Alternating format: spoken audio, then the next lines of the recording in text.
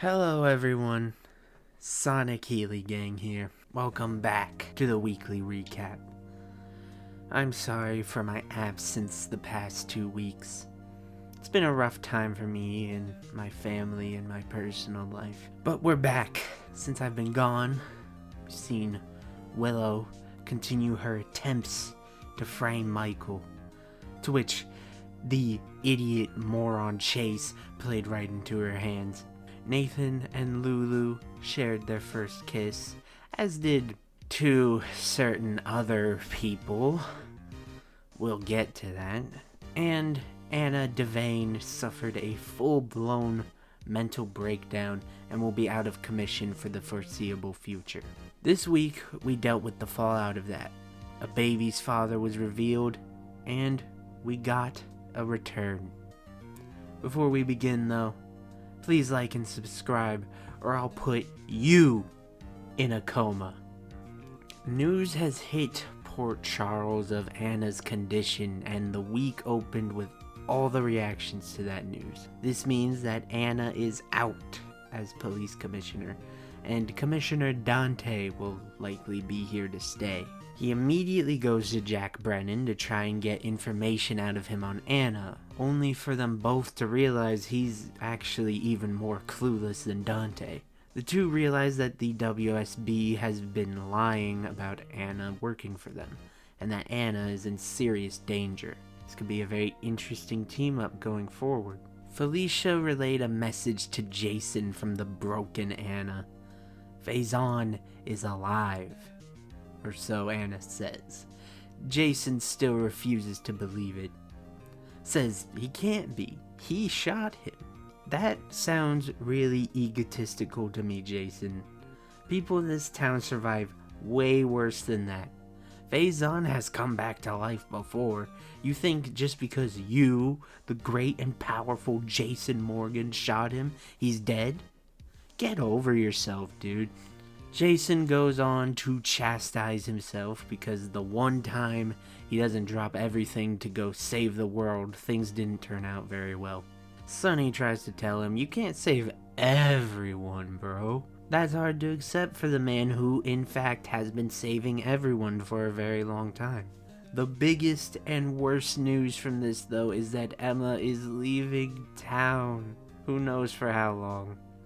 Emma told Gio she had to go to San Francisco to inform her parents of what happened to Anna, and then she would be going to France with her granddad Robert. So we got a Robert mention.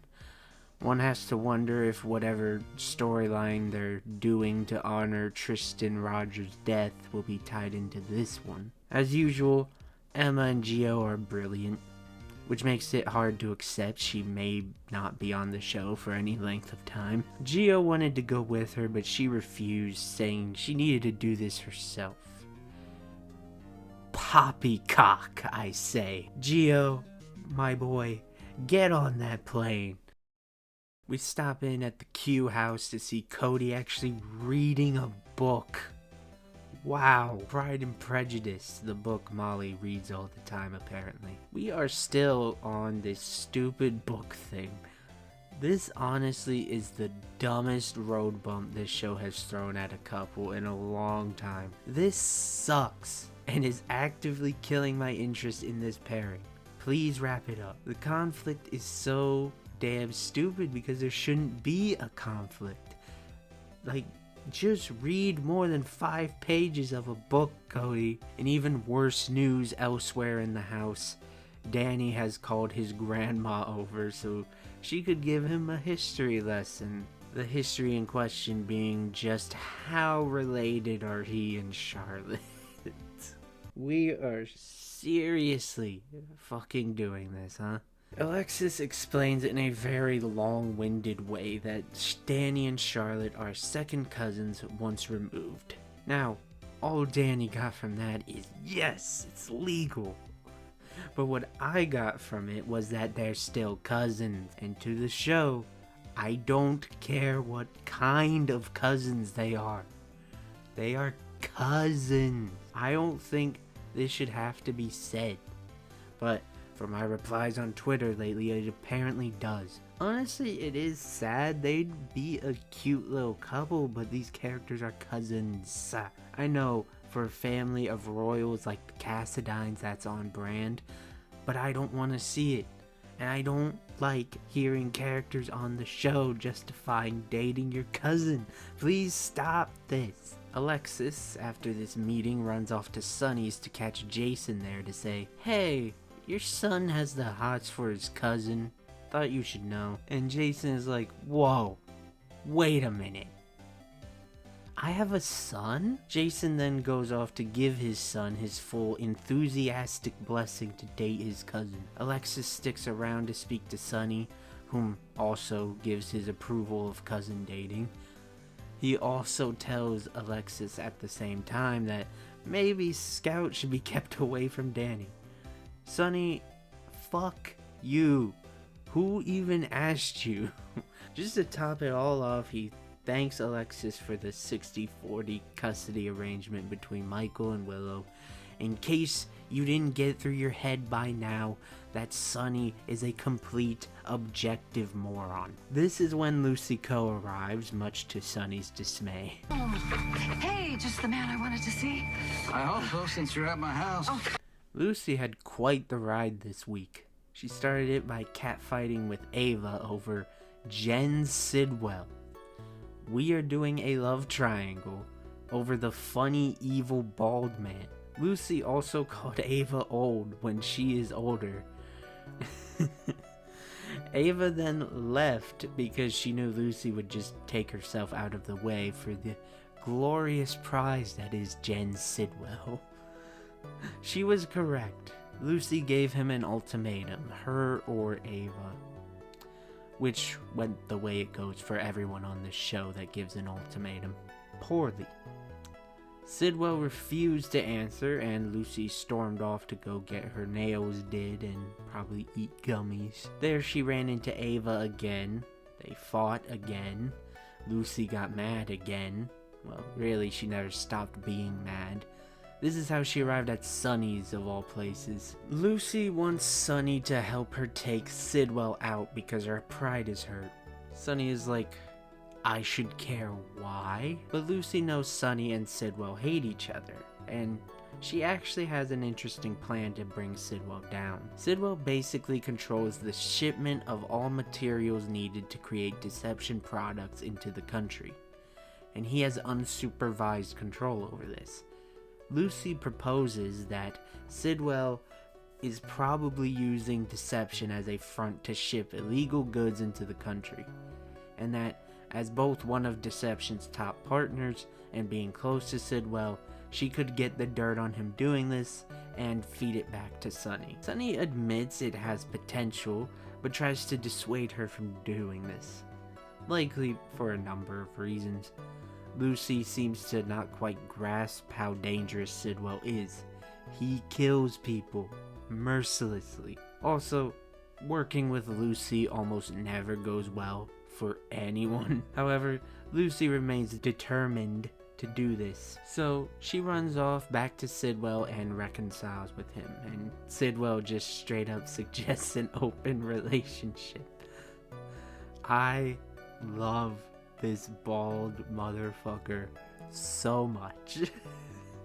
He takes Lucy with him to go see Ava and try to set up the threesome.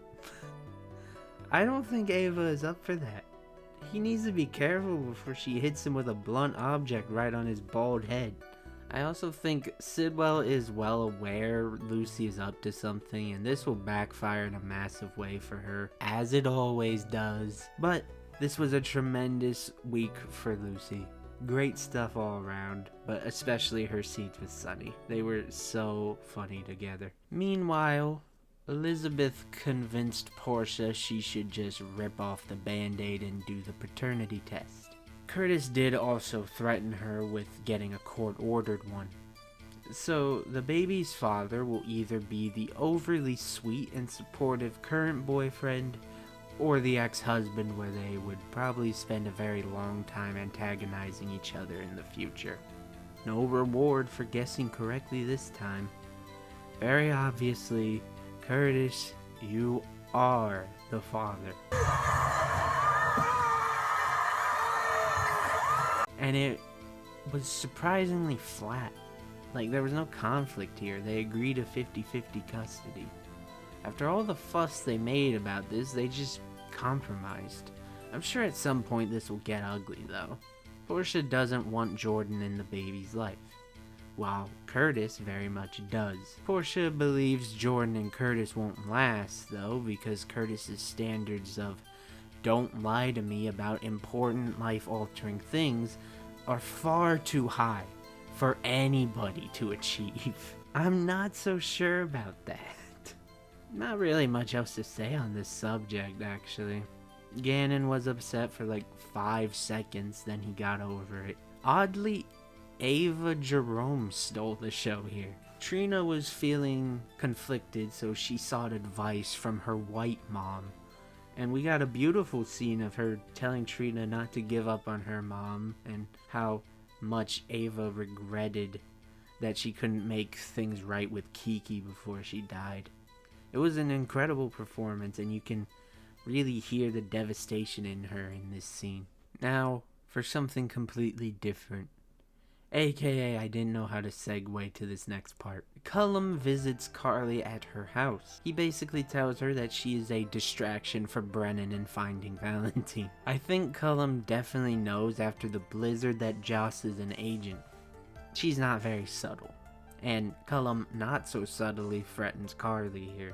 Carly relays the news of Anna's condition to Valentine, which Valentine refuses to believe. He knows Anna far too well. Valentine says that they need to get into Windemir and get down to the catacomb. Carly decides that she'll be the one to do it. 1, because Valentine already got caught at Windemir, and 2, because Carly has an invitation to walk right through the front door, given to her by Sidwell. So Carly does just that. She goes to Windemir, and Sidwell lets her in to talk to Lucas. Even though Lucas has been acting a damn fool, Carly apologizes to him, and to Marco, because she needs to be invited to come back. Specifically, Valentine told her to find a way into the wine cellar and look for a passage to the catacombs. Carly does not get into the cellar, but she successfully fools Marco and Sidwell into inviting her back so that her and Marco could get to know each other as two people important to Lucas. This, however, is when things change. Lucas finally overhears the real Marco, his dad's right-hand man. He hears them talking business, how they're extorting Britt, but Pascal sees Lucas eavesdropping. Luckily for Lucas, he was allowed to leave the castle. He goes to the hospital and confides in Elizabeth that his worst fears are coming true, that Marco isn't who he seems, and worst of all, Carly will get to say she told him so.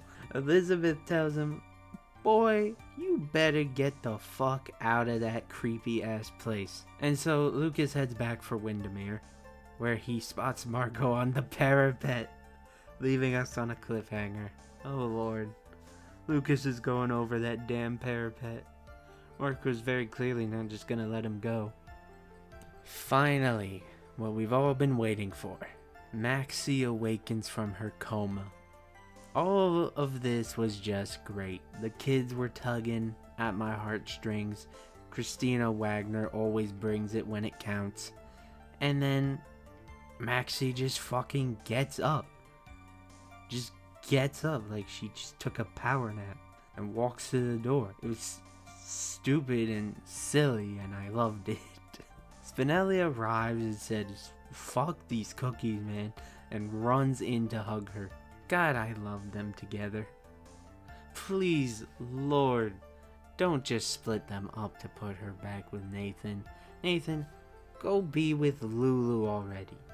Leave my goat Spinelli with his Maximista.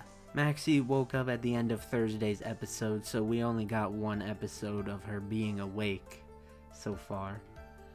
Seeing all the reunions was so sweet, especially Spinelli with him being so happy that he was speechless.